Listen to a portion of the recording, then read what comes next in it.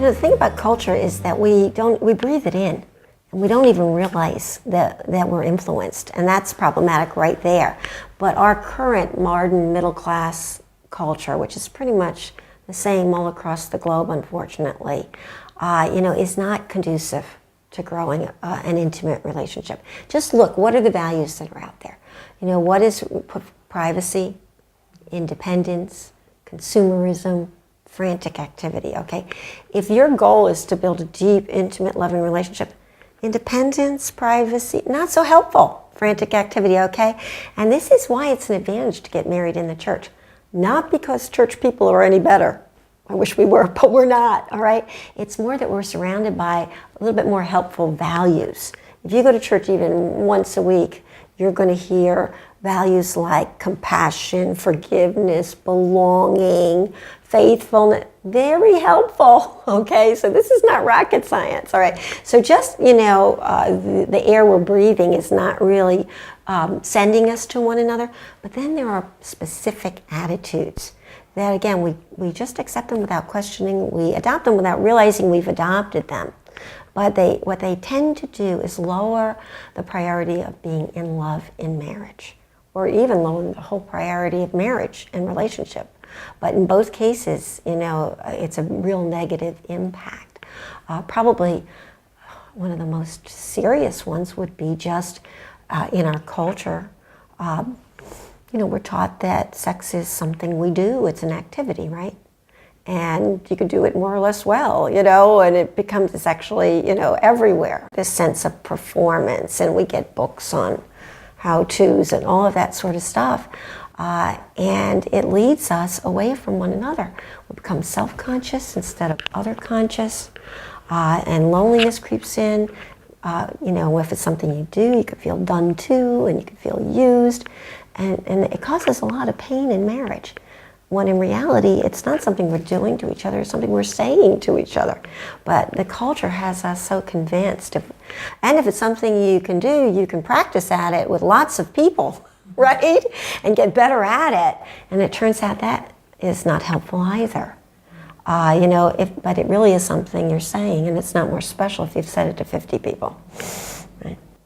What happens there is the relationship dimension is lost in the process. If we talk about activities are actually just tend to be self-centered, we're self-conscious, we're self-aware, how am I doing, did I do this well? Any activity can be addressed that same way. And it becomes impersonal, and the relationship dimension is lost. The relationship dimension is also lost when we think, and this is a cultural thing also, that we can find out who we are as men and women by looking at cultural standards for what it means to be male and female, or be perhaps it's being a fit person or an athlete, and these are getting blurred between men and women. We used to think of men as athletic and women as homemakers and things like that. But now women are taking on more athletic roles and so forth.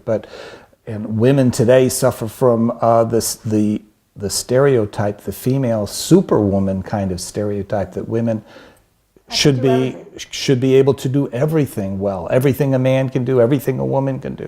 Incredible pressures are being placed on our women today. Syndrome is huge in the United States, okay? And so you are going to get up in the morning at 5 a.m., you're going to go work out at the gym, then you're going to go in the office and beat out all the men for a promotion, and work all day long, and then come home and have this, pick up the kids and do the schoolwork, and then do, dinner, and what happens is, your husband is one more thing on the list, right before call pest control, and so it really does lower that priority, but also there's nothing left, It's interesting that when we feel insecure in our relationship, we're really feeling insecure in our masculinity or femininity, and what do? Where do we look for it?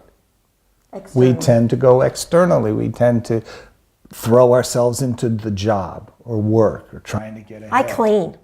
I don't feel beautiful, and therefore everything around me must be beautiful, right? Or, I'm cook, nest, big bowls, big pots of soup and things like that, and it's so silly because Ronnie's the one person who can make me feel most like a woman, and I don't go there to relationship. But that's an influence from the culture, right? The other thing is this whole attitude of independence, right? That is really ingrained in us from the time we're little, and we mistake that. We think that we're afraid of being in an intimate relationship because we're afraid of losing our independence and getting swallowed up somehow in there. And that's sacrosanct because that's the most important value, especially for we Americans. We're very independent, but what we've done is we have mistaken the notion of independence for autonomy.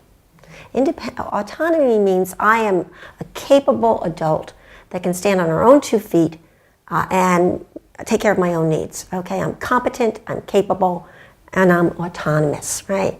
That's not the same as independence. Independence in a relationship says, I don't need you.